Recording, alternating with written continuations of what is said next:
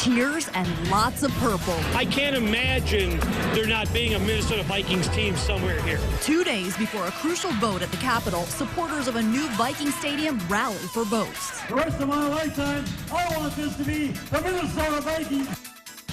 Well, it looked and sounded like a Sunday at the Metrodome. Good evening, everyone. I'm Joy Lim-Nakrin. And I'm Chris Saggart. Today, Governor Dayton made his first public push for a new Vikings stadium at a packed Mall of America. It comes as lawmakers get ready to vote on the stadium bill on Monday.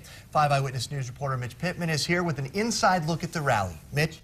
Oh, Chris, Joy, as we all know, the mall can be a pretty crowded place on Saturday, but today hundreds more came out for this Vikings rally, and the big message was for people to get out their phones and call their lawmakers to tell them how they feel.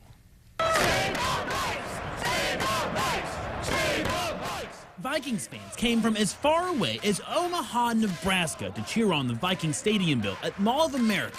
You have to show up. You have to let them know that we mean what we're talking about. We mean what we care about. We're here for a reason. The Vikings are here for a reason. Keep it that way. Hey, thank you for your hard work. Mark Dayton was looking and acting more like a Vikings player than a governor, as all the key supporters of the stadium tried to garner every last bit of support they could. I supported the team my whole life, so you gotta, support them to the bitter end, even if, whether the vote goes through or not. They're trying to make it so it's not a bitter end for the Vikings. After all, it's not every weekend the governor does something like this rally. The rest of my lifetime, I want this to be the Minnesota Vikings. And throughout the event, there was one message that kept coming up. You guys have a voice.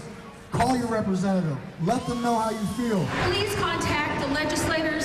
Tell them how strongly you feel about this. And make sure they understand that you're going to have their back when they make a tough decision. It shows how much enthusiasm there is, how much support, and I just hope everybody will contact the legislators between now and the votes and tell them we need to keep the Vikings in Minnesota.